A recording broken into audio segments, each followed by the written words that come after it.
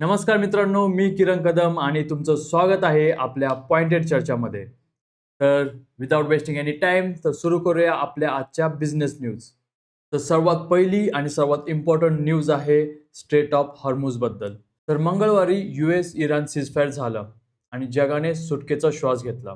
पण काल लेबननवर Israeli स्ट्राईक्समुळे Iran पुन्हा एकदा संतापलेला आहे आणि त्यांनी स्ट्रेट ऑफ हॉर्मुझ पुन्हा बंद केलंय.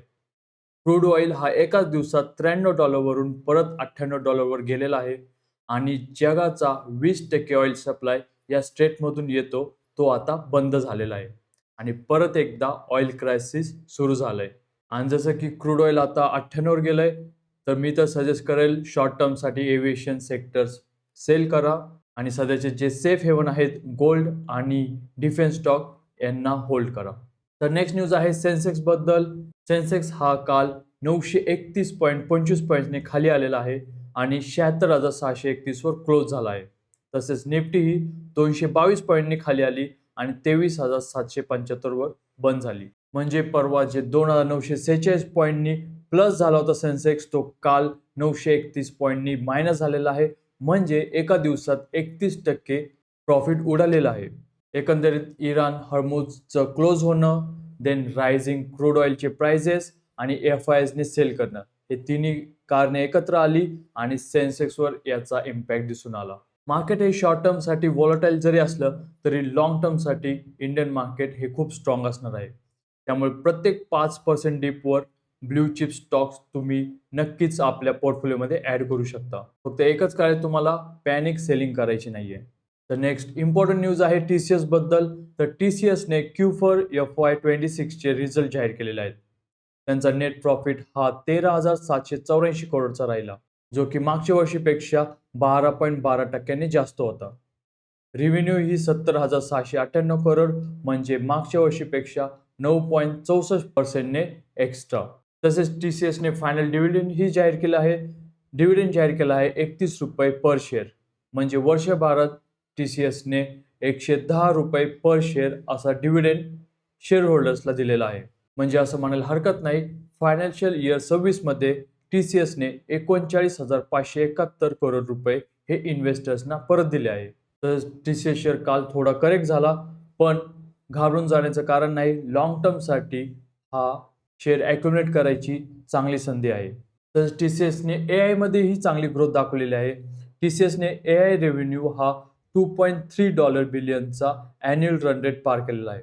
Q4 मध्ये एकट्याने $12 बिलियन नवे डील्स साईन केलेले आहे, ज्याची फायनान्शियल इयर 26 मध्ये पूर्ण वर्षात $40.7 बिलियन टोटल कॉन्ट्रॅक्ट व्हॅल्यू असेल, जे की TCSच्या पूर्ण इतिहासातील सर्वात जास्त आहे. म्हणजे याचाच अर्थ TCSचे पुढचे 2-3 वर्षाचा रेव्हेन्यू हा कन्फर्म आहे. तर नेक्स्ट न्यूज आहे इंडियन एव्हिएशन बद्दल, की काल US इराण सीजफायरमुळे क्रूड ऑइल हे 93 वर आलं आणि इंडिगोचा शेअर 10% उडाला. त्याच्यानंतर जे स्ट्रेट ऑफ हॉर्मुझ बंद झालेलं आहे, त्यामुळे क्रूड ऑइल परत 98 वर गेलं आणि इंडिगोचा शेअर काल हा 3.61% खाली आला आणि इंडिगो ठरलाय कालचा सर्वात मोठा लुझर. एव्हिएशन इंडस्ट्रीसाठी फ्युएल कॉस्ट हा सर्वात मोठा इम्पॅक्टिंग पॉइंट असतो, कारण क्रूड ऑइल हे $5 जरी वरती गेलं तरी त्यांचा कोट्यावधीचा प्रॉफिट हा नाहीसा होऊन जातो. तर एव्हिएशन सेक्टरमध्ये तुम्हाला मी एवढंच सांगेल की क्रूड ऑइल जर $90 पेक्षा खाली गेला तर लॉंग टर्मसाठी ही खूप चांगली ऑपॉर्च्युनिटी असेल, तेव्हा तुम्ही शेअर लॉंग टर्मसाठी प्लॅन करू शकता. तर नेक्स्ट न्यूज आहे मेटल सेक्टरबद्दल. तर काल जरी सेन्सेक्स 931 पॉईंटनी खाली होता, तरीही निफ्टी 50 मध्ये मेटल स्टॉक्स हे टॉप गेनर्स होते. Hindalco plus 3.56%, JSW steel plus 1.29% असे शेअर क्लोज झालेले आहेत. चायनाचा मॅन्युफॅक्चरिंग PMI हा 50.4, म्हणजे की मागच्या 12 महिन्यातला सर्वात जास्त असल्यामुळे मेटल डिमांड वाढेल असा विश्वास आहे. जसं की तुम्ही बघितलं असाल, रशिया युक्रेन वॉरमुळे स्टील आणि ॲल्युमिनियमचे प्राइजेस हे ग्लोबल लेवलला सर्वात हाय रेटला चालू आहेत. त्यामुळे इंडियन मेटल एक्सपोर्टची ऑपॉर्च्युनिटी खूप जास्त वाढत आहे. आणि या सगळ्या गोष्टींचा विचार करता Hindalco, JSW steel, Tata steel, Vedanta हे मेटल सेक्टर फायनान्शियल इयर 26 मध्ये स्ट्रॉंग राहण्याचे खूप जास्त चान्सेस आहेत. नेक्स्ट न्यूज आहे डिफेन्स सेक्टर बद्दल. तर जेव्हा जग युद्धाच्या उंबरठ्यावर असतं तेव्हा डिफेन्स स्टॉक हे रॅली करतात. आज भारत इलेक्ट्रॉनिक्स लिमिटेड हा +1.54% वरती क्लोज झालेला आहे. मिडल ईस्ट मधलं टेन्शन वाढत आहे, त्यामुळे इंडियन डिफेन्स हा आपला बजेट नक्कीच वाढवणार आहे. BEL हा BEL radar system, missile electronics, defence equipment बनवते, त्यामुळे BEL ला ऑर्डर येणार हे इन्व्हेस्टरला नक्कीच माहीत आहे. गव्हर्नमेंटने ही बजेट 6.2 लाख करोडचं डिफेन्ससाठी फिक्स केलेला आहे आणि त्याचा मोठा हिस्सा हा BEL ला भेटेल हे नक्की. नेक्स्ट न्यूज आहे बँकिंग सेक्टर बद्दल. तर काल बँकिंग सेक्टरला मोठा धक्का बसलेला आहे. HDFC बँक हा 801 वर म्हणजे -2.26% तर ICICI बँक 1289 म्हणजे -2.14% वर आणि SBI -1.94% वर, तसेच कोटक बँक ही -2.18% वर क्लोज झालेले आहेत. FISची सेलिंग, ऑइल प्राइस वाढणं आणि तसंच इराण टेन्शनमुळे बँकिंग सेक्टरला प्रचंड प्रेशर येत आहे.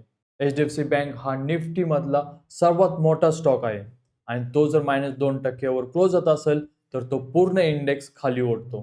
बँकिंग सेक्टरने जरी डिप मारलं असलं तरी पुढचे 6 ते 12 महिन्यांचा विचार करता हे खूप अट्रॅक्टिव्ह लेवल्सवर आहेत. नेक्स्ट न्यूज आहे ऑटो सेक्टर बद्दल.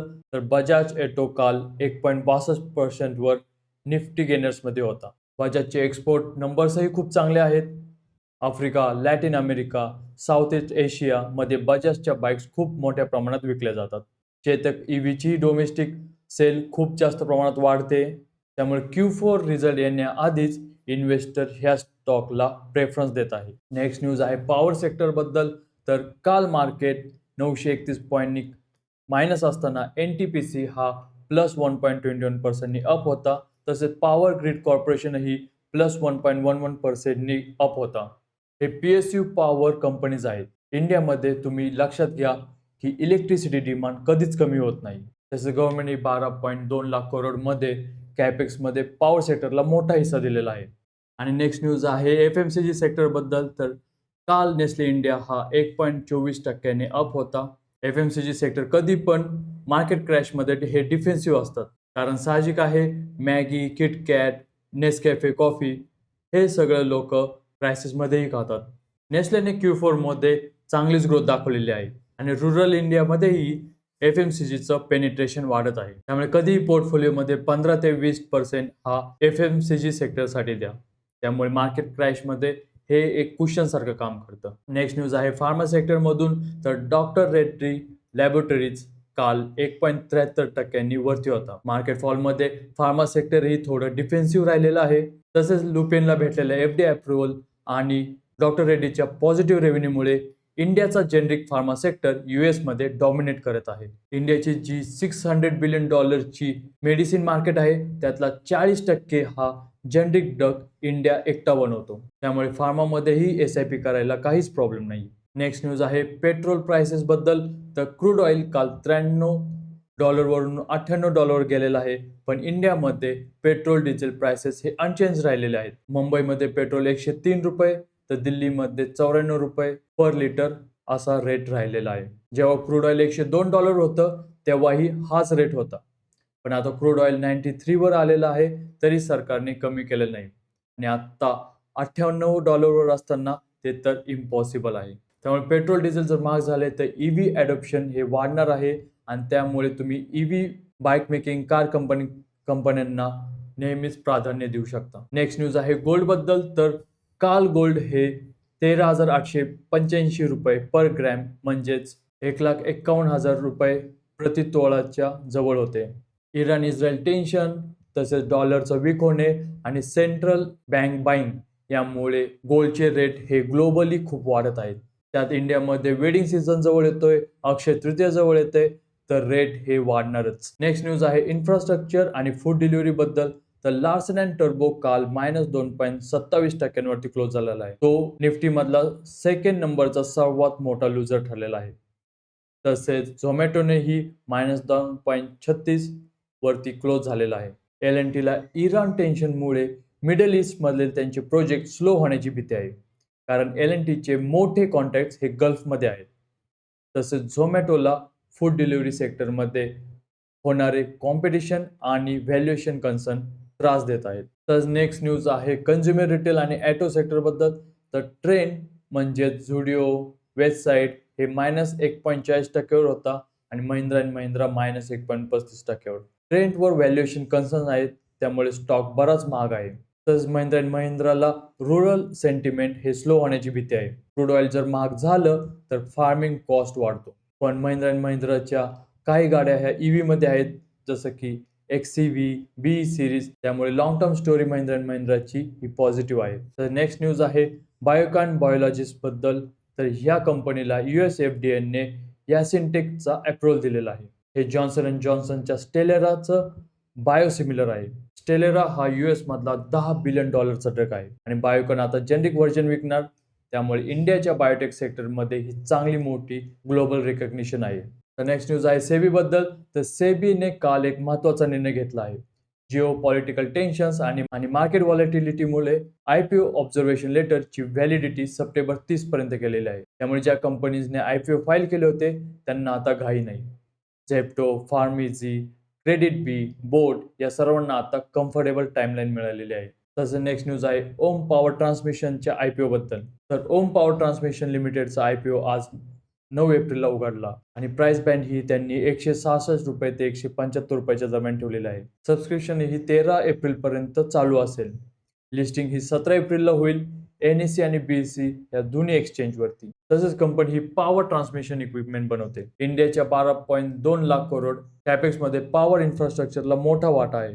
SME सेगमेंटमुळे रिस्क थोडी आहे, पण रिटर्न पोटेन्शियलही जास्त आहे.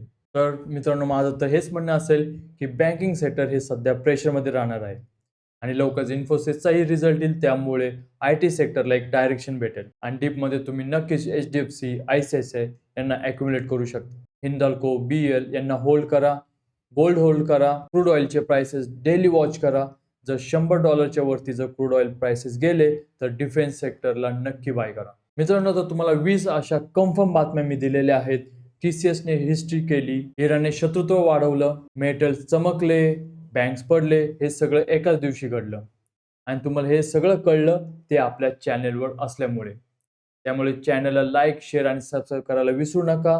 तुम्हाला व्हिडिओ कसा वाटला हे मला कमेंट बॉक्समध्ये नक्की सांगा आणि कोणता जर स्टॉक स्पेसिफिकली तुम्हाला डिस्कस करायचा असेल तर त्याची सजेशनही मला कमेंट बॉक्समध्ये नक्की करा. भेटूया पुढच्या व्हिडिओमध्ये. तोपर्यंत जय हिंद, जय महाराष्ट्र.